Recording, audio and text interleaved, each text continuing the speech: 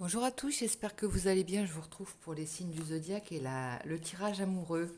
Exceptionnellement, je vous fais une petite vidéo avant de partir au travail ce matin. Donc, on y va. On est parti avec nos amis Sagittaires. Amis Sagittaires, si tu passes par la chaîne, on va voir un petit peu du côté de l'amour, comment ça se passe pour toi. Alors, tu peux être en couple ou tu peux avoir juste quelqu'un en tête ou tu peux être en silence avec ton autre. Peu importe, on va aller voir ce qui se dégage du tirage. Par contre, je te demanderai de faire preuve de discernement, c'est-à-dire de ne pas forcément essayer de coller au tirage. Si ça ne te parle pas d'emblée, c'est que le tirage n'est pas pour toi.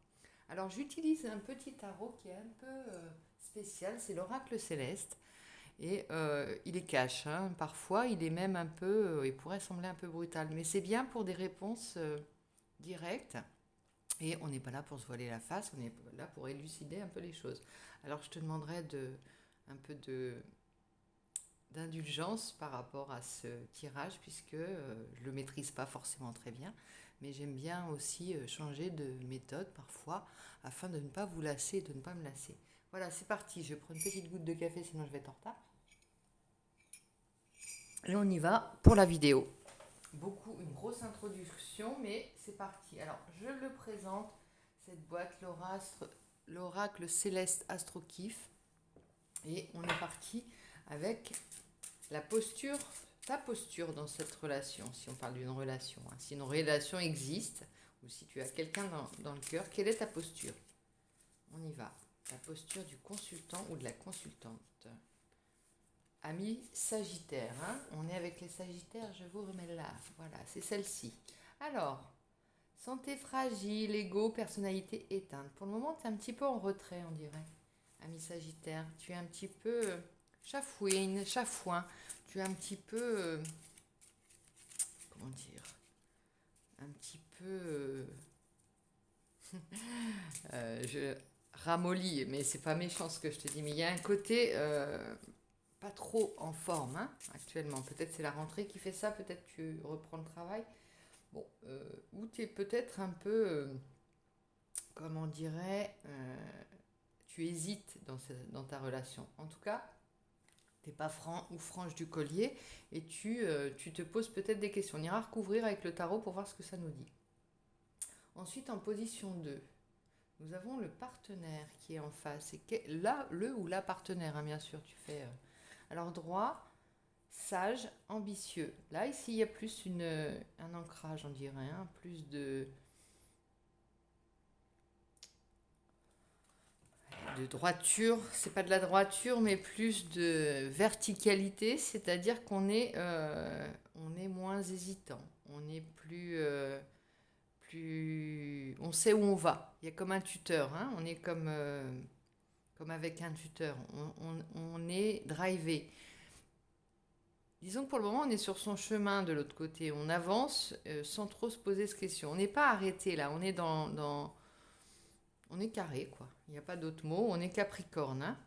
Alors, il s'agit peut-être d'un autre Capricorne, bien entendu, mais d'un autre qui serait du signe du Capricorne, pardon. Mais il peut s'agir simplement de parler des caractères ou des qualités ou des travers de nos amis Capricorne. Droit, sage, ambitieux, ça c'est toutes les qualités positives du Capricorne qui avance droit dans ses basques et qui sait où il va. Donc c'est peut-être ça. Simplement, voilà, tu adaptes à ta situation. Si tu connais ton autre et Capricorne, eh bien ça te parlera peut-être plus précisément.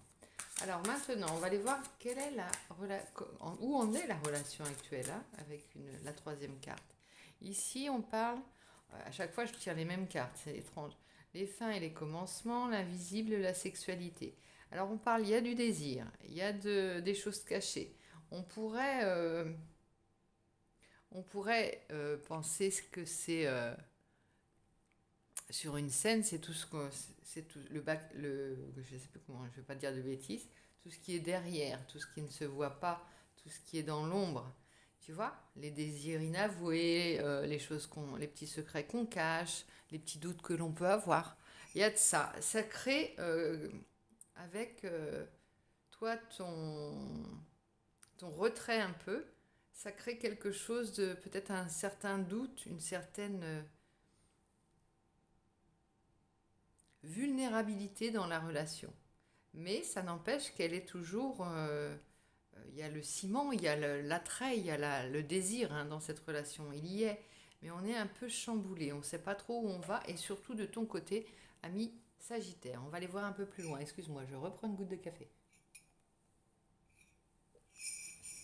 J'ai pas l'habitude de faire les tirages avant de partir au travail. Mais bon, en l'occurrence, j'ai un emploi du temps de ministre.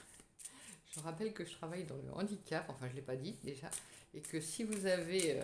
il y a du travail dans ce domaine, hein, dans beaucoup d'autres aussi, mais il y a beaucoup de travail et pas forcément toujours très reconnu, mais on accueille des personnes. N'hésitez pas. Alors, position 4, la relation dans les temps à venir. Quel est l'avenir de la relation pour toi, mi Sagittaire? Alors, on sort de la... Mais je retire à chaque fois les mêmes cartes. C'est étrange, hein? Est-ce qu'elles sont aimantées? Alors, on sort de la carte de la mort. La mort, il y a une idée de fin. Il y a quelque chose qui s'est terminé, un ancien schéma dans ta relation. Et là, on va recouvrir un petit peu pour voir... Oh, bon, il y a trop de cartes qui sortent. Écoute, on va recouvrir tout ça avec le tarot parce que ça colle ici.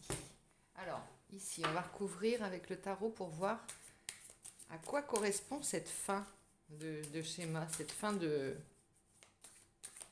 modèle de relation qu'on quitte là et qu'on refait. Alors, elle est à l'envers, bien entendu. C'est loin cette, oui, bah oui, une fin douloureuse. Il y a eu quelque chose qui s'est terminé. Il y a peut-être une blessure qui s'est réouverte. Carrément, là, c'est visible. Sagittaire, il y a quelque chose qui t'a appuyé vraiment là où ça faisait mal. Et du coup, c'est pour ça que tu es un peu chamboulé. Du coup, la relation, elle est au stade où elle se répare, et oui, on cherche les vérités, ses vérités intérieures, on cherche de quoi éclairer sa lanterne. De ton côté, hein, la lumière va se faire, parce que c'est toi qui t'interroges le plus en ce moment. Et on retrouve les amants derrière. Regarde cette magnifique carte. Alors, je la mets ici.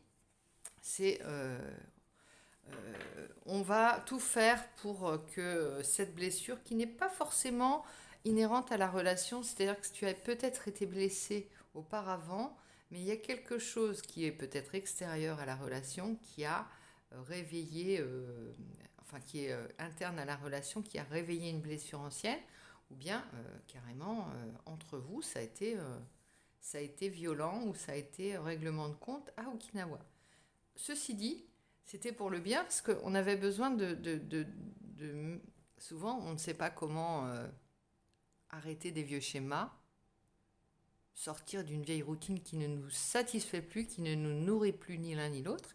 Et là, avec cette carte, on bénit souvent ces événements qui sont, alors soit ça peut être des disputes, des conflits, ou des petits couacs, ou simplement des sortes des choses plus importantes, comme ce qu'on ressent comme des trahisons, des éloignements, des paroles qui blessent, mais en même temps qui permettent justement, qui sont le déclencheur de ces remakes, non pas remakes, ouais, de ces check-up et de ces renouveaux, on remouline tout ensemble et on sort quelque chose de nouveau et on est en train de construire quelque chose de neuf et parfois, alors on est dans le stade où on cherche à comprendre et on cherche à savoir ce qu'il en reste, tu vois. C'est passer notre amour à la machine d'Alain Souchon pour voir ce qu'il en sort. Hein.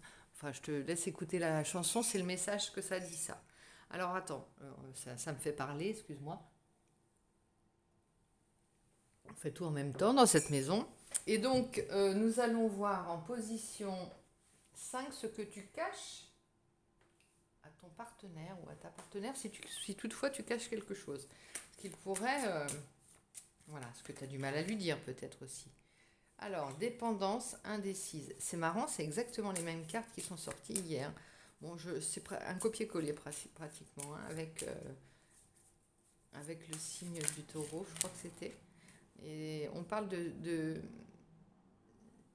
superficialité dans le sens où tu peux ne montrer qu'une partie de toi. la dépendance, ce qui est vraiment au fond de toi, c'est la dépendance et l'indécision. Et ça, c'est ce qui déborde pas, mais que tu voudrais cacher. Une grande dépendance, certainement affective en ce moment, si tu es plus vulnérable, plus fragile, plus en retrait. Et du coup, ça, c'est ce que tu caches. Alors, je ne sais pas sous quel aspect, sous quel masque tu caches ceci, mais en tout cas, il y a ça. Et en tout cas, ça transpire, hein. Ton partenaire te voit certainement un petit peu comme ça, un peu en dépendance, ou ta partenaire, hein, je te parle un peu en dépendance, un peu indécis, comme le pourrait être la balance, hein, après, il y a peut-être des signes qui te parlent ici et qui font que le tirage va être plus approprié à ta situation. Ici, ce que le partenaire pense de toi. Alors, il pense possession, argent, immobilier. Alors, soit il pense que tu es acquis ou acquise, hein, premièrement, c'est la première chose qui me vient.